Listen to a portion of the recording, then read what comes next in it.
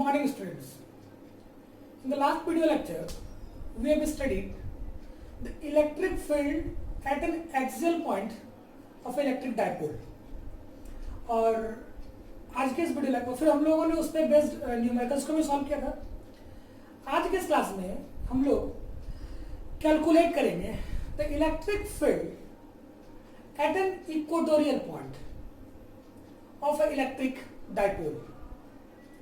इससे पहले कि हम लोग इसका कैलकुलेशन स्टार्ट करें, इसका डेरिवेशन को स्टार्ट करें, सबसे पहले जानेंगे भाई कि ये इक्वेटोरियल पॉइंट होता क्या है।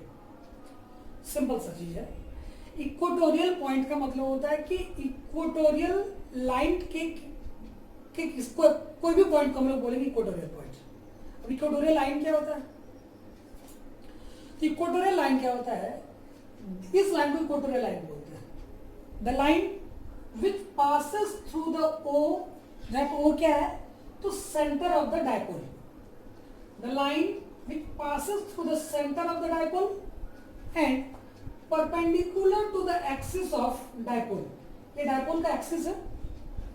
इस डाइपोल के एक्सिस के परपेंडिकुलर कोई लाइन है जो कहां से पास हो रहा है तो उसके सेंटर से पास हो रहा है।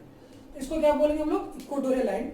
और इस इक्वेटोरियल लाइन के किसी भी पॉइंट को हम लोग क्या बोलते हैं? इक्वेटोरियल पॉइंट बोलते हैं। तो हम लोगों को क्या करना है, ये अरेंजमेंट को समझने के पहले फिर आगे हम लोग कैलकुलेशन को प्रोसीड करेंगे।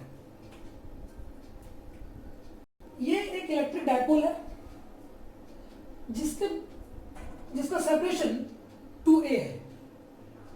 सेंटर से -q का डिस्टेंस a है, सेंटर से +q का डिस्टेंस a है। टोटल डिस्टेंस 2a के बराबर है। ये इलेक्ट्रिक डाइपोल है जिसमें दो charges equal and opposite charges क्या है तो -q एंड +q, और इसके बीच का सेपरेशन 2a है। ये इसका सेंटर है O। ये एक लाइन है जो इसका सेंटर से पास कर रहा है और इसके एक्सिस के परपेंडिकुलर है। दैट मींस इक्वेटोरियल लाइन है। इस इक्वेटोरियल लाइन पे पॉइंट लिए हैं P, जो कि इसके सेंटर से r डिस्टेंस पे है। और हम लोगों को इसी पॉइंट P पे क्या करना है तो इलेक्ट्रिक फील्ड के वैल्यू को कैलकुलेट करना है कि इस इलेक्ट्रिक डाइपोल के कारण इस इक्वेटोरियल पॉइंट P पे इलेक्ट्रिक फील्ड का वैल्यू क्या होगा। तो तरीका वही होगा जो हम लोगों ने पिछले केस में पढ़ा था। सबसे पहले हम लोग क्या करेंगे कि इस चार्ज +q के कारण P पे कितना इलेक्ट्रिक फील्ड होगा उसको कैलकुलेट करेंगे। फिर इस चार्ज -q के कारण P पे कितना इलेक्ट्रिक फील्ड होगा उसको कैलकुलेट करेंगे। फिर लगाएंगे क्या तो principle of superposition of electric field. और प्रिंसिपल ऑफ सुपरपोजिशन क्या होता है तो किसी भी पॉइंट पे जो रिजल्टेंट इलेक्ट्रिक फील्ड होता है वो इन दोनों के कारण इलेक्ट्रिक फील्ड का क्या होता है वेक्टर सम होता है। तो सबसे पहले हम लोग क्या करेंगे, इस पॉइंट चार्ज +q के कारण यहाँ पे कितना इलेक्ट्रिक फील्ड होगा ये निकालेंगे। तो इसके लिए पहले हम लोगों को क्या चाहिए होगा कि भाई ये पॉइंट P इस +q जो कि B पे लोकेटेड है, ये पॉइंट P B से कितने डिस्टेंस पे है।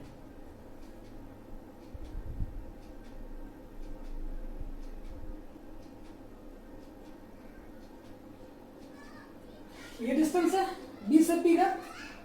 अभी हम लोग पाइथागोरस लगा करके इसका डिस्टेंस को क्या लिख सकते हैं तो √, इसलिए हाइपोटेनस का स्क्वायर है √r² + a²। Now we can calculate the electric field at P due to the charge +q। कितना होगा? ये होगा E + q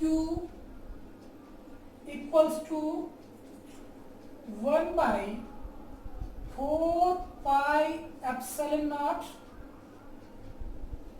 चार्ज क्या है तो q, और डिस्टेंस क्या है तो √r²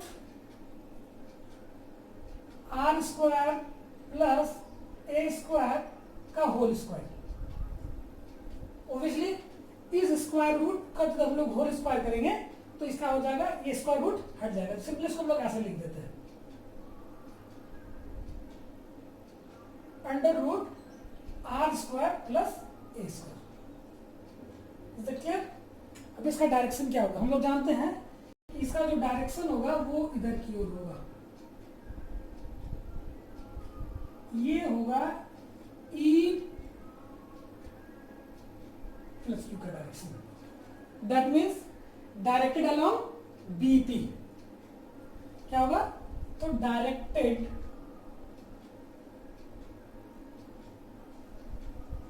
अलोंग BP।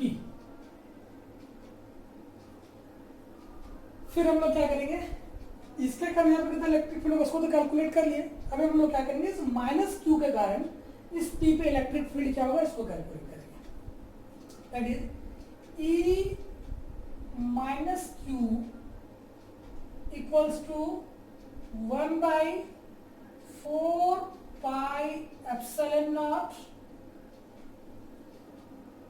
चार्ज का मैग्नीट्यूड क्या है, साइन को भी नहीं लिखेंगे, मेंशन करेंगे। चार्ज का मैग्नीट्यूड क्या है, तो क्यू डिस्टेंस वही होगा क्या, तो under root R square plus A square. क्या हो जाएगा, R square plus A square. इसका भी वही स्क्वायर रूट का होल स्क्वायर करेंगे तो क्या होगा, यही आएगा। इसका डायरेक्शन क्या होगा, इसका डायरेक्शन हम लोग जानते हैं कि नेगेटिव चार्ज में जो इलेक्ट्रिक फील्ड, नेगेटिव लेवल में जो इलेक्ट्रिक फील्ड डायरेक्शन होगा ये इधर की ओर होता है। ठीक है, that means directed along PA, directed along PA। चलो अब हमको लोग तो ये तो मिल गया, ये हो गया हमारा E माइनस क्यू का वैल्यू। अभी देखने में पता चल रहा है कि भाई ये E प्लस क्यू और E माइनस क्यू दोनों के मैग्नीट्यूड में कोई डिफरेंस नहीं है। ये भी 1/4 pi epsilon not Q by R square plus A square, ये भी 1/4 pi epsilon not Q by R square plus A square है। दोनों का मैग्नीट्यूड सेम है, बस दोनों का डायरेक्शन डिफरेंट है। ये BP के अलावा है और ये PA के अलावा है, बस दोनों का डायरेक्शन डिफरेंट है। तो ऐसे में हम लोग क्या करेंगे, इसको रिजॉल्व करेंगे। ठीक है, इसको रिजॉल्व करिए। सपोज कंसिडर करते हैं कि ये एंगल थीटा है, ये एंगल भी थीटा है। तो अभी हम लोग क्या करेंगे, इन दोनों को E प्लस क्यू को और E माइनस क्यू को इसको हॉरिजॉन्टल और वर्टिकल कंपोनेंट्स में स्प्लिट करेंगे। तो ये भी क्या होगा, ये भी थीटा होगा और ये भी थीटा होगा। क्योंकि ये थीटा है, ये लाइन एक पैरेलल ड्रॉ करेंगे तो ऑब्वियसली ये अल्टरनेट इंटरएंगल से एंगल कितना होगा, थीटा होगा। अभी हम लोग सबसे पहले ये E प्लस क्यू को यदि हम लोग स्प्लिट करें इसके हॉरिजॉन्टल और वर्टिकल कंपोनेंट में, तो ये वाला जो कंपोनेंट होगा, ये वाला जो कंपोनेंट होगा, ये होगा क्या, E plus Q cos theta और सॉरी साइन थीटा, और ये वाला जो कंपोनेंट होगा ये होगा E plus Q cos theta. उसके बाद अब बारी आया E माइनस क्यू का, तो ये एंगल थीटा है तो इसको भी हम लोग स्प्लिट करेंगे तो ये हो जाएगा क्या, E minus Q sine theta, और ये हो जाएगा क्या, E minus q cos theta.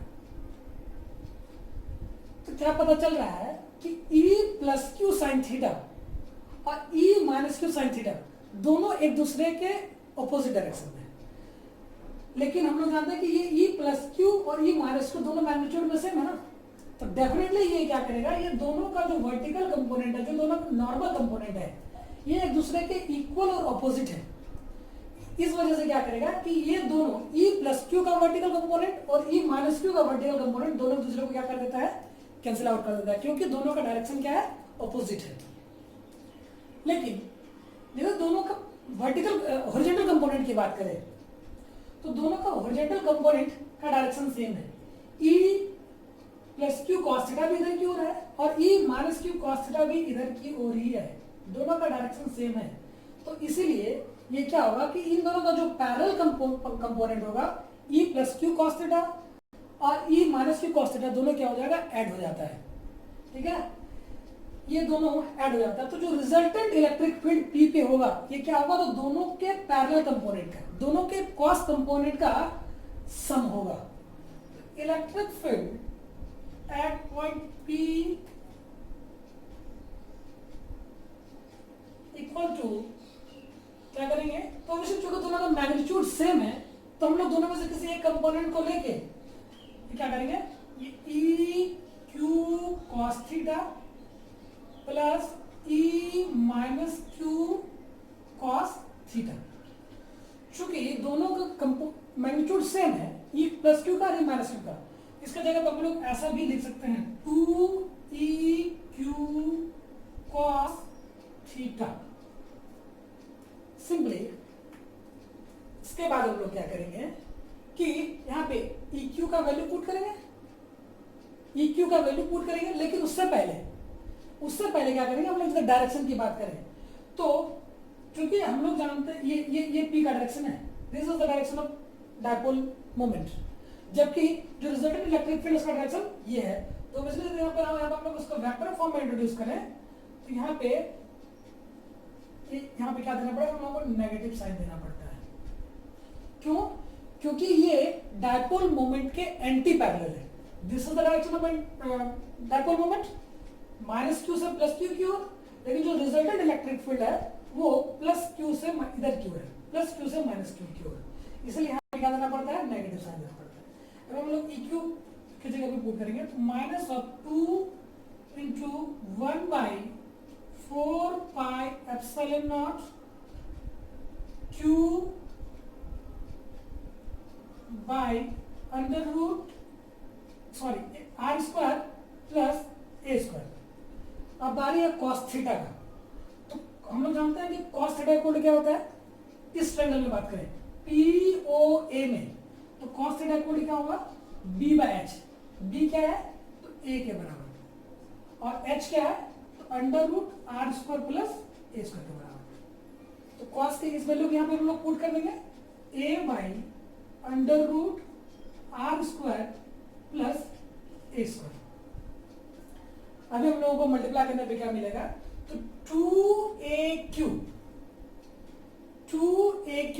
जो किसके बराबर होता है, हम लोग जानते हैं 2AQ किसके बराबर होता है, तो हम लोग जानते हैं P इक्वल टू होता है क्या, तो 2A into Q, charge time the separation. इस 2AQ के बदले हम लोग क्या लिख सकते हैं, डायपोल मोमेंट P लिख सकते हैं, that is minus of 1 by 4 pi epsilon not P by under root R square plus A square, सीधे से मल्टीप्लाई करके लिखेंगे तो क्या लिख सकते हैं, इसका पावर 1 है, इसका पावर हाफ, द पावर 3/2। ये इसका नॉर्मल एक्सप्रेशन है किसका, तो electric field at an equatorial point of dipole क्या है, तो minus of 1 by 4 pi epsilon not P by R square plus A square to the power 3/2। यहाँ पे हम लोग क्या करेंगे, यहाँ पे नेगेटिव साइन क्या बना होता है कि ये डायपोल मोमेंट के एंटी पैरेलल होता है। जैसे हम लोग ने पिछले केस में भी कंसीडर किया था कि भाई कि जब ये डिस्टेंस R इस सेपरेशन 2A के कंपैरिजन में, ये सेपरेशन A के कंपैरिजन में काफी ग्रेटर होगा, तो वैसे केस में हम लोग क्या करते थे, when R is much greater than A, तो वैसे केस में क्या करते थे हम लोग, इस R को एलिमिनेट कर देते थे, R को नेग्लेक्ट कर देते थे, तो R को सब A को नेग्लेक्ट कर देते थे। यदि A को हम लोग नेग्लेक्ट कर दें तो क्या हो जाएगा, यहाँ पे मिलेगा सिर्फ R स्क्वायर बचेगा और R square to the power 3/2। तो यहाँ पे EP equals to minus of 1 by 4 pi epsilon not P by R square, इसको तो नेग्लेक्ट कर देना है, टू द पावर 3/2। स्पेस का कम है तो हम लोग उसको यहीं पे रिसॉल्व करके क्या बचेगा 8 टू द पावर 3। इसको हम सॉल्व करके क्या निकाल लेंगे 8 टू द पावर 3 और यूनिट वेक्टर टी। ये एक्सप्रेशन है किसका, तो इक्वेटोरियल पॉइंट पे इलेक्ट्रिक फील्ड का किसी भी डायपोल का। यहाँ पे नेगेटिव साइन क्या बताता है कि ये इलेक्ट्रिक फील्ड का जो डायरेक्शन है वो एंटी पैरेलल है किसके, तो इस डायपोल मोमेंट के।